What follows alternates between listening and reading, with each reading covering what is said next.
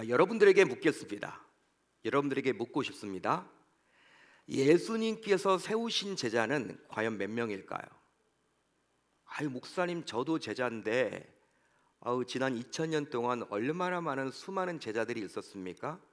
어떻게 답변을 하라고 그런 질문을 하십니까? 라고 반문하실지 모르겠습니다. 쉽게 여러분들에게 질문을 드릴게요. 여러분, 사복음서 있죠? 복음서에 나와 있는 예수님께서 찾아가셔서 제자들을 세웠는데 몇 명의 제자들을 세웠습니까? 11제자예요? 12제자예요? 12제자죠. 우리가 구약을 보게 되면 이스라엘 백성들은 몇 지파입니까? 12지파고, 신약 성경에 들어오면요, 예수님께서 12명의 제자를 세우셨어요. 그러니까 12라는 숫자는 성경에서 아주 의미가 있는 숫자임에 틀림이 없습니다. 자, 그 가운데 12제자 가운데 가룟 유다가 있습니다. 이 가룟 유다는 은 30에 예수님을 팔았습니다. 그리고 스스로 생을 끊었어요. 안타까운 일이죠. 비참합니다. 그 대신에 이제 이 가룟 유다 대신 세워진 제자가 또 있는데 바로 누구냐면 마띠아란 제자예요. 사도행전 1장을 보면 나와 있죠. 여러분, 11제자로 그냥 이렇게 출발을 해도 좋을 텐데 꼭 12를 맞추는 것을 보면요, 12라는 숫자를 아주 고집하셨던 우리 주님 같습니다. 자, 그렇다면 12명의 제자들은 과연 어떤 죽음을 맞이했을까요? 여러분, 어떻게 과연 죽었을까요? 그들은 성경을 보면요, 그런 내용이 나와 있지 않습니다. 베드로가 어떻게 죽었는지, 안드레가 어떻게 죽었는지 나와 있지를 않아요. 다만 교회 전승에 따르면 제자들의 순교에 대해서 다뤄주고 있죠. 12명의 제자 가운데 무려 11명의 순교를 당했다는 사실을 여러분 알고 계십니까? 12명의 제자 가운데 무려 11명의 제자들이 순교당했다는 것을 알고 계시나요? 놀라운 일입니다. 여러분, 제자들은요, 예수님이 십자가에 달리시기 전날 밤 다 도망쳤습니다. 예수님의 십자가 앞에 다 나타나지도 않고 도망쳐 버렸어요. 배신했습니다. 근데 그런 그들이 복음을 위해서 순교했다는 사실이 여러분 믿어지시나요? 우선 세베대의 두 아들 중 하나였던 야고보는 복음을 전하다가 헤롯 왕에 의해서 머리가 잘려 죽게 되었습니다. 너무나 안타깝죠. 수제자였던 베드로는 어떻습니까? 소아시아에서 복음을 전하다가 로마에게 잡힌 후 십자가에 거꾸로 못 박혀 죽게 돼요. 본래 세리였던 마태는 어떻습니까? 아프리카까지 갔더라고요. 마태는요, 아프리카에 있는 에티오피아에서 복음을 전하다가 말뚝에 의해 땅에 박히고 머리가 잘려 죽게 되었어요. 그게 바로 세리 마태였습니다. 알페오 아들 야고보는 어떻습니까? 예루살렘 성전 꼭대기에서 밀려서 떨어졌어요. 자, 그런데 어떻게 기적적으로 살아있는 거예요? 그러자 사람들이 돌을 던져서 몽둥이로 찜질을 해서 죽이게 됩니다. 복음 때문에. 또 있습니다. 가룟 유다 대신 세워졌던 마띠아란 제자는요, 터키 갑바도기아 지역에서 복음을 전하다가 돌에 맞은 후에 참수형을 당해서 죽게 되었어요. 여러분, 죄송합니다. 자꾸 죽는 이야기를 해서. 제자들이 그렇다는 거예요. 베드로의 형제 안드레는 그리스에서 복음을 전하다가 X자형 십자가에 달려 죽었어요. X자형 십자가. 알페오의 아들 다디오는 페르시아 지역에서 복음을 전하다가 붙잡혀서 십자가에 역시 못 박혀 죽었습니다. 또 있습니다. 바돌로메는 아르메니아 지역에서 복음을 전하다가 붙잡혀서 살가죽이 벗겨진 후 십자가에 못 박혀서 죽게 되었어요. 도마는요, 인도 지역까지 가서 복음을 전하다가 창에 찔려 죽음을 당하게 됩니다. 인도까지 갔습니다. 빌립은 터키 히에라폴리스 지역에서 복음을 전하다가 붙잡혀서 큰 나무 십자가에 매달린 채 처형을 당하게 되었죠.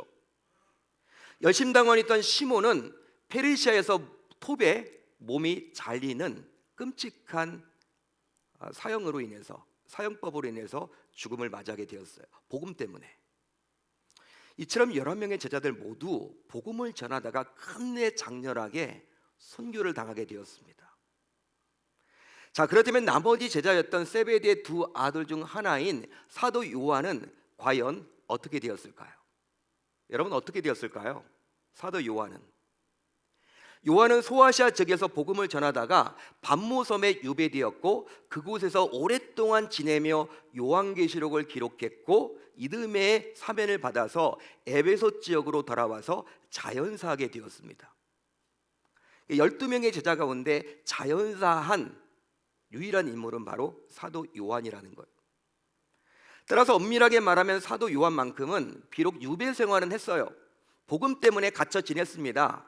그렇지만 순교가 아니라 자연사를 한 것으로 볼 수 있는 것이죠. 이처럼 예수님의 12제자 가운데 사도 요한은 순교하지 않고 그 대신 pat모섬에 갇혀서 요한계시록을 쓰는 사명을 감당하게 되었습니다. 여러분 이런 생각을 해보지 않았어요? 12제자가 다 여러분 왜 순교를 당하지 않고 우리 하나님께서는, 우리 주님께서는 이 사도 요한만큼은 살려주셔서 복음 때문에 갇히긴 했지만, pat모섬에 갇히긴 했지만 죽이지 않고 왜 살려주셨을까? 여러분 생각을 해보셨어요? 바로 오늘 우리가 살펴볼 요한계시록을 작성하도록 하기 위함이에요. 그런즉 우리 주님께서 사도 요한에게 아주 특별한 사명을 부여했음을 알 수 있는 것이죠. 자, 오늘 우리가 살펴볼 요한계시록 4장 안으로 들어가 보시면요, 사도 요한은 아주 특별한 세계를 경험했습니다. 바로 평상시 우리 눈으로 볼 수 없는 천상 세계, 즉 하나님이 계신 곳을 직접 보았기 때문이에요. 자, 어디 나와 있습니까? 오늘 말씀 4장 2절을 한번 같이 읽어봅니다. 4장 2절 시작. 내가 곧 성령에 감동되었더니 보라 하늘에 보좌를 베풀었고 그 보좌 위에 앉으신 이가 있는데. 아멘. 실제로 요한은 하나님이 계신 보좌를 보았습니다. 자, 그렇다면 여러분 이 구절에 나와 있는 보좌는 과연 뭘 뜻하는 것일까요? 보좌는 무엇을 말하는 것일까요? 보좌는 왕이신 하나님께서 통치하시고 다스리시는 장소를 말하는 거예요. 자, 그런데 요한이 보았던 이 보좌가 당시 요한에게 얼마나 큰 충격을 주었던지 요한계시록 4장을 보게 되면요, 보좌라는 이 단어가 무려 14번이나 기록이 되어 있습니다.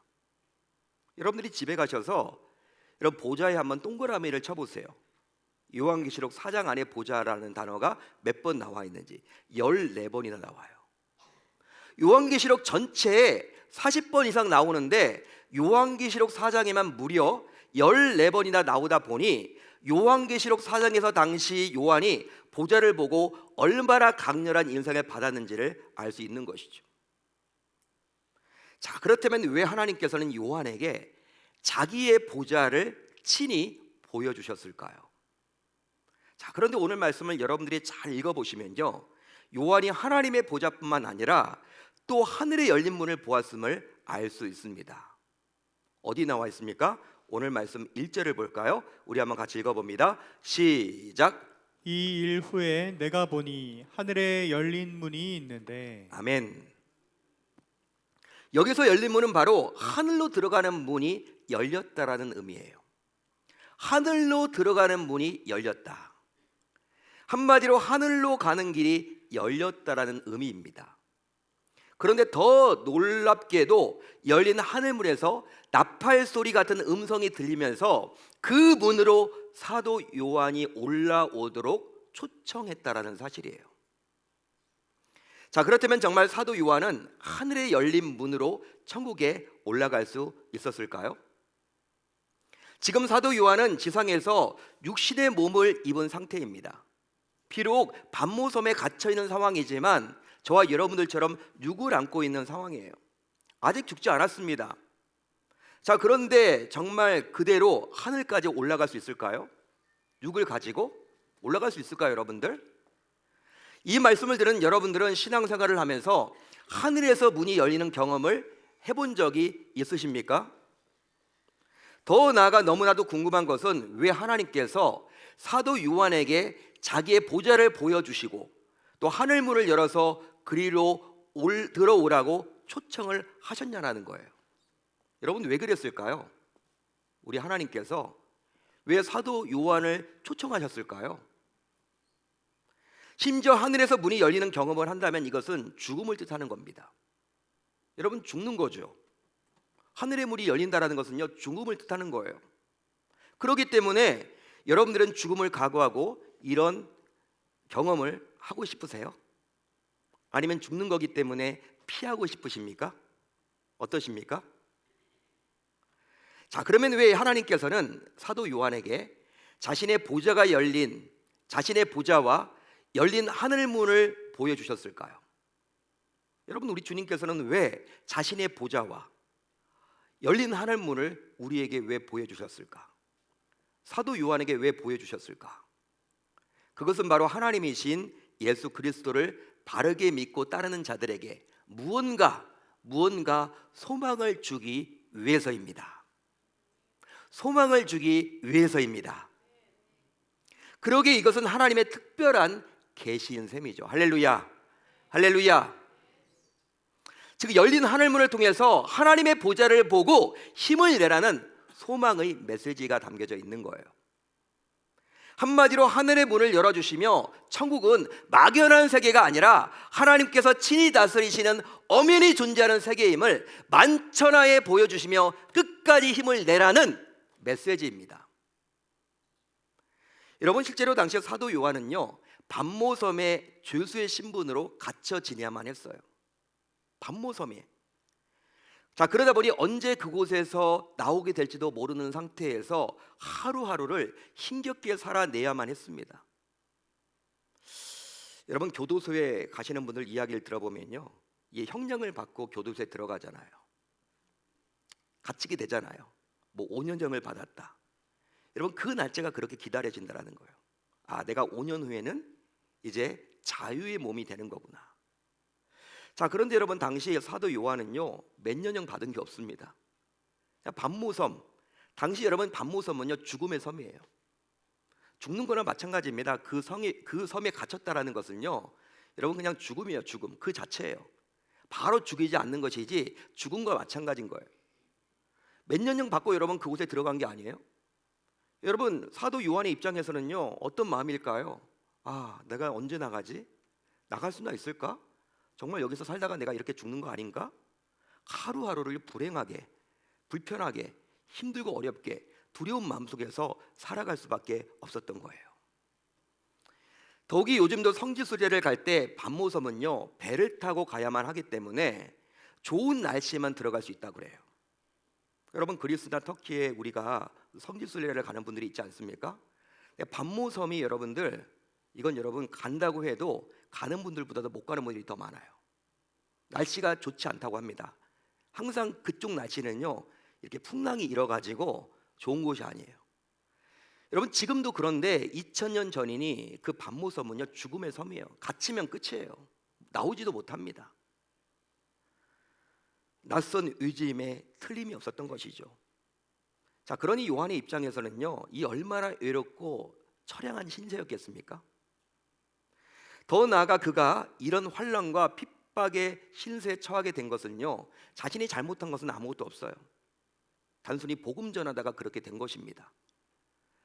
당시 로마 제국을 통치하던 도미티안 황제는 기독교인들을 극심하게 괴롭혔대요. 핍박했대요. 아마 여러분들이 네로 황제는 다 아실 거예요. 네로 황제 이상으로 기독교인들을 괴롭히고 핍박하고 박해했던 황제는요, 도미티안 황제입니다. 그는 스스로 자신을 신으로 숭배하도록 로마 제국 내에 황제 칙령을 내려버렸어요. 자, 그래서 이제 광활한 로마 제국 내에는 곳곳에 분향소가 설치되어서 1년에 딱 한 번씩은 모든 제국의 사람들이요, 왕 앞에 가가지고 그 분향소 앞에서 황제를 숭배하고 황제에게 감사를 반드시 표해야만 했습니다. 어떤 식으로 표했습니까? Caesar is Lord. 여러분, 시저가 여러분들 황제자라는 뜻이 아닙니까? 로마 황제. Caesar is Lord. 시저가 나의 주인입니다. 나의 주님입니다. 라고 고백을 해야만 했다라는 거예요. 하지만 그런 상황에서도 사도 요한은 이것을 따르지 않았죠. 로마 군인들이 사도 요한을 붙잡아서 황제 숭배를 하라고 강요했습니다. 자, 그렇지만 이 사도 요한은 어떻게 고백합니까? Caesar is Lord라고 고백하지 않고 황제가 나의 주님입니다라고 고백하지 않고 Jesus is Lord, 예수님이 나의 주인이시고 주님이십니다, 이렇게 고백을 했다는 거예요. 로마 군인이요 깜짝 놀랍니다. 너 이러다가 죽는다. 한 번 더 기회를 주겠다. 한 번 더 기회를 주겠다. 다시 한번 황제를 칭송해라. 이렇게 했지만 사도 요한은요 끝내 그걸 거부해요. 그러면서 또 이렇게 이야기를 합니다. 예수 그리스도야말이 나의 왕이시고 나의 구원자가 되십니다. 예수 그리스도만이 나의 왕이시고 나의 구원자이십니다.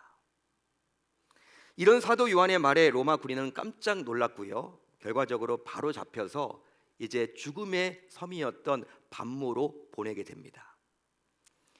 반모섬에 도착한 사도 요한 역시 연약한 인간인지라 한번 생각을 해보세요. 그도 여러분 사람입니다. 우리와 성정이 똑같은 사람이에요. 그러다 보니까 자신의 처지를 바라보면서 한숨과 절망에서 헤어나오지 못할 수도 충분히 있었겠죠. 자신의 처지를 바라보면, 자신의 상황을 바라보면 충분히 그럴 만하겠죠. 하지만 이런 처지에 있던 그에게, 이런 상황에 놓여 있던 그에게 우리 주님께서는요 자신의 보좌를 친히 보여주셨어요. 그리함으로 이 세상을 로마의 도미티안 황제가 다스리지 않고 보좌에 앉아 계신 하나님께서 친히 이 세상과 천상을 모두 다스리고 있음을 만천하에 공개해 주셨습니다. 당시 사도 요한은요 보좌에 앉아 계시는 이 하나님을 자신의 말로, 인간의 언어로 표현하기가 힘들었어요. 하나님이 자신에게 보좌를 보여주셨는데 보좌에 앉아 계시는 하나님을 자기가 봤는데 그 하나님이 과연 어떤 분인지 자신의 언어로 표현하기가 힘들었습니다. 여러분, 그 내용이 바로 오늘 말씀 3절이에요. 그렇기 때문에 지금 사도 요한이 다음과 같이 하나님에 대해서 표현을 해주고 있죠. 자, 우리 3절을 한번 같이 읽어볼까요? 시작. 앉으신 이의 모양이 벽옥과 홍보석 같고 또 무지개가 있어 보좌에 둘렀는데 그 모양이 녹보석 같더라. 여러분, 요한은요 하나님을 여러분 이렇게 표현하면서 시대나 어떤 상황에서도 변함없는 보석으로 하나님을 표현합니다. 여러분, 보석이 지금도 귀하죠, 소중하죠. 요즘만 그런 게 아니라 동서고금 보석은요 예전이나 지금이나 다 귀해요. 변하지 않죠. 2000년 전에도 여러분 보석이 귀했습니다. 지금도 보석 귀하죠. 이 보석을 가지고 하나님을 지금 그려주고 있어요. 하나님이 이런 분이다. 우선 벽옥 같다고 표현을 하고 있죠. 벽옥. 자, 벽옥은 석영의 변종이나 푸른빛을 발하는 고운 옥을 가리켜요. 고운 옥. 성경학자에 따르면 이 벽옥이 바로 순결하고 거룩하신 하나님의 속성을 가리킨대요. 사도 요한이 하나님을 봤는데 하나님은 어떤 분이에요? 순결하신 분, 거룩하신 분. 순결하신 분, 나와는 다른 구별된 거룩을 쫙 이렇게 가지고 있다는 것을 표현하고자 지금 벽옥이라고 표현을 했습니다. 또 있습니다. 홍보석 같다고 표현을 하고 있죠. 오늘 말씀을 보게 되면, 자, 홍보석은 바로 루비입니다. 루비. 여러분, 루비 아시죠? 루비를 가리켜서 바로 홍보석인데, 성경학자에 따르면 이 홍보석은 바로 불꽃 같은 두 눈으로 죄를 다스리시는 심판의 하나님, 즉 공의로우신 하나님을 가리키는 거예요. 공의 하나님, 사랑의 하나님만 계시지 않고 나의 잘못을 일일이 지적하시면서 결국 심판하시는 공의로우신 하나님을 딱 보고 그걸 느끼면서 지금 사도 요한이 지금 홍보석 같다고 이야기를 합니다. 그뿐 아니라 무지개가 둘려 있는 보좌, 무지개가 둘려 있는 보좌, 하나님을 말하는 거죠. 그걸 여러분 녹보석 같다고 지금 표현을 하고 있죠. 녹보석 같다. 여러분, 무지개는요 성경에서 어떤 의미가 있을까요? 무지개하면 여러분 성경에서 뭐가 여러분 떠올라요? 바로 노아의 언약을 떠올라집니다. 여러분, 하나님께서 당시 타락했던 백성들을요 물로 다 쓸어버렸어요. 그리고 나서 노아에게 무지개를 보여주시면서 앞으로 물로 내가 심판하지 않겠다 약속을 해줍니다. 따라서 무지개는 뭘 의미하냐면 긍휼, 은혜를 뜻합니다. 하나님을 가리켜서 은혜 하나님. 여러분, 녹보석이라고 지금 표현을 하고 있어요.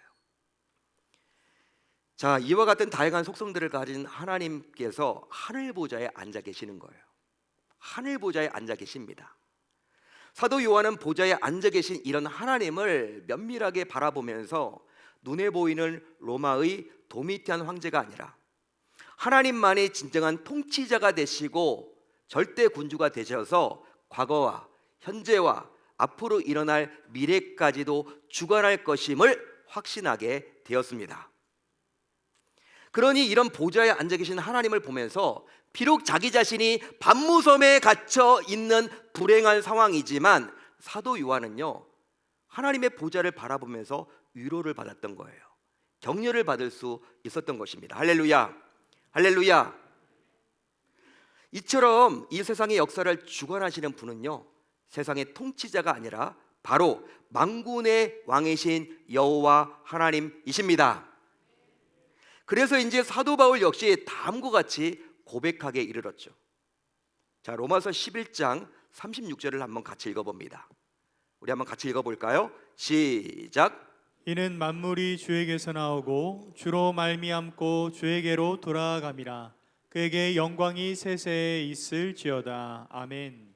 이는 만물이, 세상에서 일어나는 모든 일들이 주에게서 나오고 주로 말미암고 주에게로 돌아감이라. 세상에서 벌어지는 모든 일들은요, 여러분, 이 세상의 통치자에 의해서 좌우되지 않는다라는 거예요. 우리 주님으로부터 시작되어서 주님의 과정을 거쳐서 결국 주님이 이루신다라는 것입니다. 그 말을 지금 바울이 고백하고 있는 거죠. 그뿐만이 아니에요. 반모섬에 있던 사도 요한에게 또 하늘의 문이 열리고 음성이 나와서 결과적으로 그로 하여금 하늘로 올라오라고 초청했는데요, 이것은 바로 사도 요한에게 앞으로 믿는 자들에게 일어날 일들을 사전에 보여주시며 결국 어떤 어려움 속에서도 소망을 가지도록 격려하기 위함이에요. 한마디로 무엇입니까? 사랑하는 아들아, 네가 복음 때문에 지금 죽음의 섬이라고 이야기하는 이 반모에 갇혀 있지. 얼마나 힘들고 어렵니? 행여나 후회되는 마음은 없니? 그때 괜히 내가 우리 주님, 예수님만이 주님입니다, 이런 고백을 해서 여기에 와 있는 거 아닌가? 이런 혹시 후회감은 없어? 그렇지만 잘 들어라 아들아, 네가 비록 갇혀 있지만 네가 신앙을 잘 유지하고 끝까지 예수를 붙들면 네가 머물 곳은 영원한 천국이야. 영원한 천국이란다. 네가 머물 곳은 천국이야. 하늘의 소망을 가져. 너 신앙 놓치지 않으면 네가 올 곳이 바로 여기란다.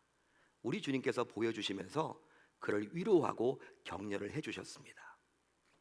따라서 하나님께서 사도 요한에게 일종의 특별한 은혜를 베풀었음을 알 수 있는 것이죠. 믿으시면 아멘. 그렇습니다. 하나님께서는 사도 요한에게 먼저 하늘의 문을 통해서 음성을 들려주심으로 인해서 성도인 우리가 살아가야 할 세상이 아무리 힘들고 어려워도 믿음의 자녀들에게는 여전히 하늘의 문이 열려 있음을 친히 알려주셨습니다. 할렐루야, 할렐루야. 한마디로 하나님과 성도인 우리 사이에 통로가 열려 있다는 거예요. 그리함으로 하나님께서 친히 피난처가 되시며 위로자가 되시며 성도인 우리가 가는 길을 친히 인도하고 계심을 믿도록 해주셨던 것이죠. 그런즉 하나님의 자녀인 우리는 세상의 소리나 주변에서 일어나는 일들도 인해서 실망하거나 좌절하거나 낙심하지 말고 오로지 하늘의 소리를 듣고 믿음을 더욱 굳건하게 해야 할 줄로 믿습니다. 믿음을 지켜야 한다는 거예요. 여러분, 세상에서는 자꾸 우리를 여러분 이렇게 믿음 떨어지도록, 믿음에서 탈락시키도록 그렇게 유혹하지만 끝까지 믿음을 굳건하게 해 나가야 합니다. 사랑하는 성도 여러분, 세상을 살아가다 보면 사탄 마귀는 세상의 소리를 가장해서 우리 믿는 성도들을 교묘하게 위협해요. 이 세상의 소리는 다소 위협적이고 공격적으로 다가오기도 합니다. 또 어떨 때는요, 야, 그 정도면 신앙생활 잘하는 거야. 너 주일 출석하고 있잖아. 그 정도면 네가 신앙생활 잘하는 거야. 옆집 봐봐, 누구누구. 아유 너보다 훨씬 못해. 그 정도면 신앙생활 잘하는 거거든. 뭐 이런 식으로 안일함과 나태함으로 우리에게 다가오기도 해요. 자, 그뿐 아니라 눈에 보이는 정치적인 힘과 경제적인 힘과 다수의 힘이 결과적으로 이 세상을 이기고 이끌 것이라며 우리를 억압하거나 회유하기도 하는 것이 바로 이 세상의 모습이에요. 자, 그래서일까요? 너무나 안타깝게도 기독 신자들조차도 자기의 정체성을 숨기면서 드러내려고 하지 않습니다. 교회는 나오시는데, 주일날은 교회는 나오시는데 월요일부터는요 세상 불신자들과 별반 다름없이 살아가는 경우들이 많이 있다는 거예요. 세상의 힘의 논리에 좌우되어서 살아가는 경우가 얼마나 많습니까?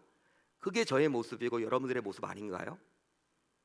하지만 이런 기독 신자들은 사단에게 포섭된 것으로서 자기의 믿음을 유배 보낸 껍데기 신자라고 감히 말할 수 있는 거죠. 자, 그러기에 이런 신자에게 그 어떤 능력도 기대하기가 어렵다라는 거예요. 자, 그러나 명확한 것은 믿음의 사람인 성도에게는 언제나 하늘의 문이 열려 있습니다. 할렐루야, 할렐루야.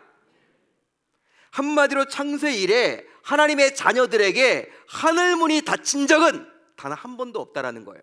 동의하시면 아멘.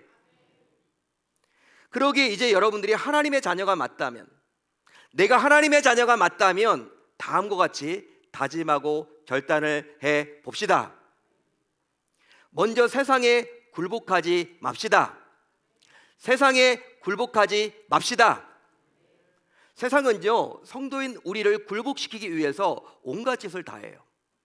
때로는 미소를 짓고 우리에게 다가오기도 하고, 또 어떤 경우에는 무서운 얼굴을 하면서 우리에게 다가오기도 합니다. 하지만 그 뒤에는 사단의 계략에 숨겨져 있음을 우리는 놓쳐서는 아니 되는 거죠. 그런즉 우리는 이런 사단의 계략에 속아서는 결코 아니 되는 것입니다. 그 이유는 바로 세상에 굴복하게 되면 세상에 지는 것이 아니라 결국 사단에게 굴복하고 항복하는 것이기 때문입니다. 할렐루야, 할렐루야. 그러기에 하늘문을 통해서 계속 공급을 받아 봅시다. 하늘문을 통해서 계속 공급을 받아 봅시다. 지금 이 시간에도 여전히 하늘문은 열려 있어요.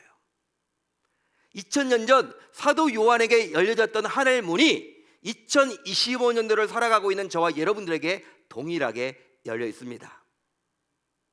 자, 그러면 과연 어느 누가 하늘이 열린 것을 과연 볼 수 있을까요?